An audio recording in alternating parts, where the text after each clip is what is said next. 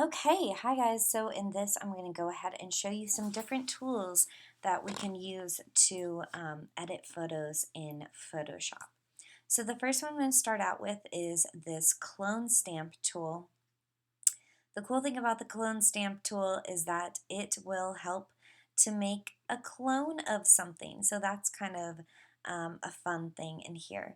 So for example, you have to click, and you can see what came up on here, Option click to define the source point.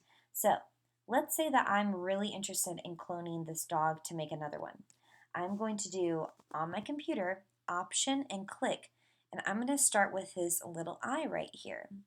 And as you can see, I've got this kind of dog, and I'm going to put him up into the sky because why not? And I'm going to put him and place him right in there. So it looks like he's kind of hovering over the stadium in a sense as well. Okay?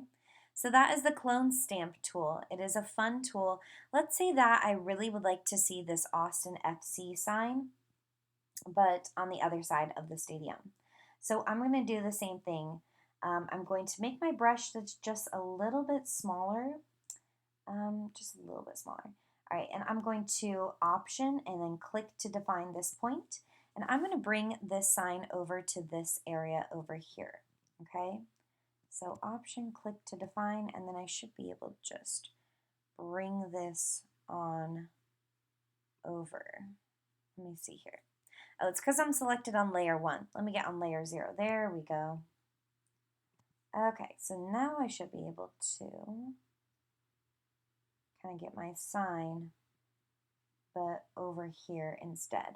Okay, so now I have two different signs, and that's how kind of the clone stamp tool works. All right, the next tool I want to show you guys how to use is this blur tool. So let's say that I would actually like to blur out the crowd completely on here.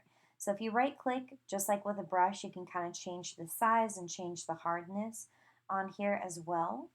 So I'm going to go ahead and try to blur out these people a little bit.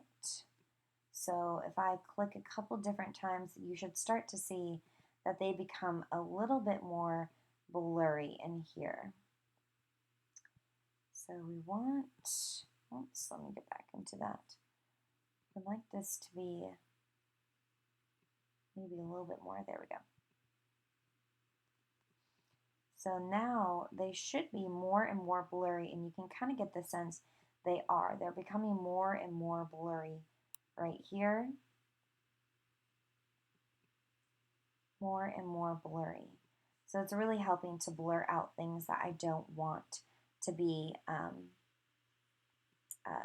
to look, in this image to be completely clear. So anyways, I'm having all of this kind of blurred out a bit. I'm putting this on a couple different times in here, really helping to blur out the crowd because I'm not interested in them that much. So that's a blur tool. The smudge tool also kind of does some different things as well. It will smear and blend colors together. The next tool I want to show you is the dodge tool. So the dodge tool is going to brighten up portions of the photo that are too dark. Okay, so let's say that the sky is a bit dark for me or something, and I want to lighten this up. I'm going to bring this up here, and you can see I'm going to lighten up the sky just a bit because the sky is just a little too dark for me. I want it to be a little bit brighter, okay? So now I've got this little bit brighter sky that we're working with here, and looks a lot better to me. I just don't want it to be super dark. Of course, I actually really like the sunset and how it looks, but that's basically what the dodge tool does. Just kind of brightens things up a bit. The burn tool does the opposite. It will darken things. So if I want to make the crowd a little bit darker, okay, you can see it's kind of adding shadows into certain areas, right? And if you go over it again, it will make the crowd even darker. Okay? So if you really want to darken up an area, add shadows to a photo, the burn tool would be great for that. So now you can see this is much darker than this area of the photo, okay? And the sponge tool does some funny things as well. But anyways, those are the clone stamp tool, the blur tool, and then the dodge and burn tool. And that is how you can make some adjustments in your photo.